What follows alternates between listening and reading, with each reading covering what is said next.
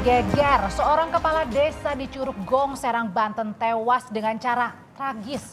Sangka deh saudara, tumbang di tangan seorang mantri desa. Bukan dipicu karena persaingan jabatan, tapi karena persoalan asmara. Gara-gara cemburu, mantri atau pelayan kesehatan di desa ini nekat menyuntik mati seorang kepala desa.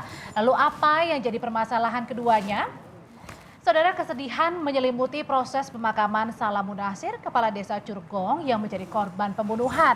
Warga, kerabat dan juga kolega yang ikut mengantarkan jenazah ke peristirahatan terakhir.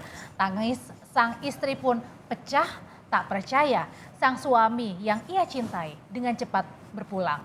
Keluarga dan juga kerabat Salamun Nasir merasakan kehilangan begitu mendalam karena keluarga tak menyangka jika Salamun Nasir harus meninggal dengan cara yang tragis.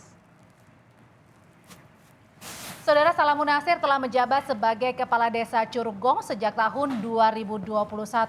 Dan sebelum terpilih menjadi Kepala Desa, Salamun Nasir ini pernah menjabat sebagai Sekretaris Desa Curug Gong.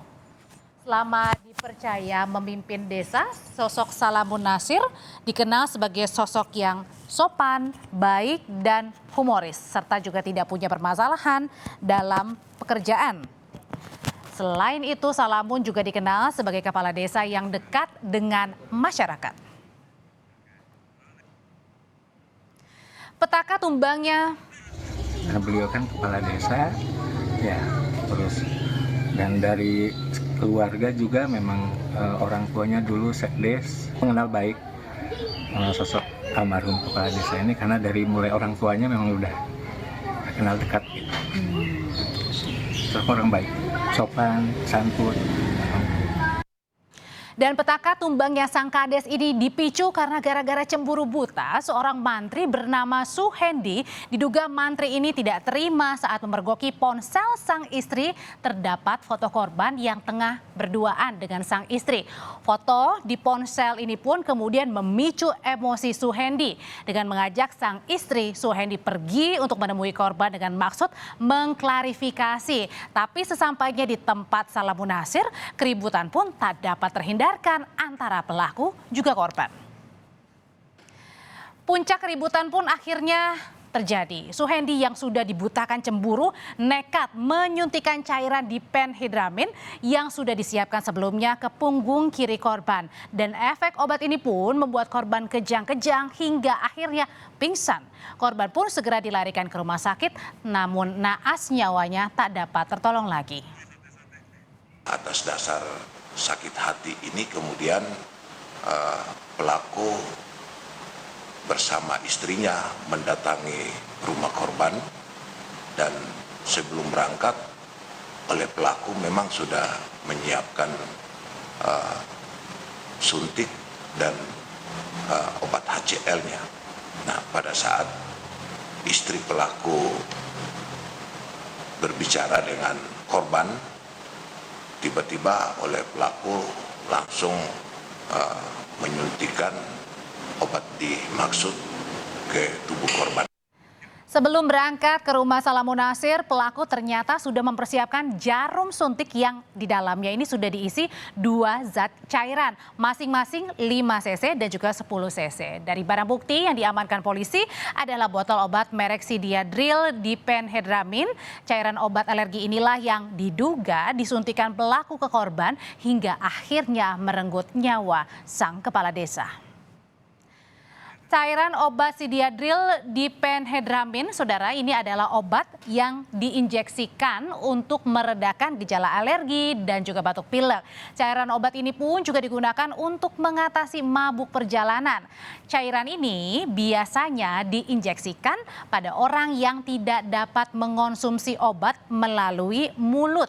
Obat ini termasuk obat keras, namun tidak berbahaya jika digunakan sesuai dosis. Mantri Desa Suhendi yang merupakan pelaku pembunuhan pada kepala desa telah ditetapkan sebagai tersangka. Pelaku Suhendi diketahui bekerja sebagai pelayan kesehatan di RSUD Banten. Nah, di desa Curug Gong, Suhendi ini kerap disebut mantri karena kerap membantu warga menyelesaikan masalah kesehatan.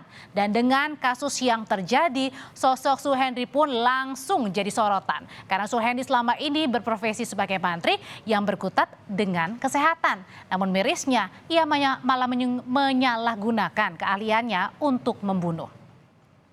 Polisi pun saudara mengungkap fakta apa motif sebenarnya Suhendi nekat membunuh sang kades. Usut punya usut, pelaku tega menghabisi nyawa korban karena dipicu persoalan asmara.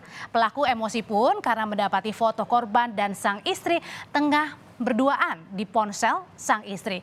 Kejadian ini juga merupakan puncak emosi dari Suhendi. Pasalnya korban dengan istri pelaku pernah menjalin hubungan selama 8 bulan. Pelaku sebenarnya juga sudah memperingatkan. Tapi peristiwa ini kembali terulang hingga akhirnya memicu amarah Suhendi. Ditemukan foto berduaan antara istri tersangka dengan korban. Setelah tersangka melihat foto-foto tersebut, timbul emosi pada diri tersangka. Kemudian beberapa saat setelahnya, tersangka berangkat menuju ke rumah korban. Saudara, kasus pelayan kesehatan yang menyalahgunakan keahliannya untuk tindak kriminal ini membuat Kementerian Kesehatan buka suara. Kepala Biro Komunikasi dan Pelayanan Publik Kementerian Kesehatan Siti Nadia Tarmizi menyatakan seharusnya tenaga kesehatan dimanapun harus bersikap profesional dan tidak menggunakan keahliannya untuk hal-hal di luar upaya menyelamatkan nyawa manusia. Ini sang mantri harus mendekam di penjara dan dijerat dengan pasal pembunuhan. Polisi masih menerapkan 338 karena masih dalam penyelidikan dan menunggu hasil otopsi serta juga BPOM soal penyebab kematian korban dan isi cairan itu. Nah, jika ada bukti lain bisa meningkat ke pembunuhan berencana. Sementara polisi masih menunggu hasil otopsi juga pemeriksaan sampel tubuh korban untuk mengetahui penyebab pasti kematian korban. Dan kasus seorang pelayan kesehatan yang membunuh seorang kepala desa dengan cara menyuntikkan cairan ini menjadi miris. Patut disayangkan karena sebagai seorang pelayan kesehatan seharusnya menggunakan ilmu kesehatan untuk membantu masyarakat, bukannya menyalahgunakannya untuk menghilangkan nyawa.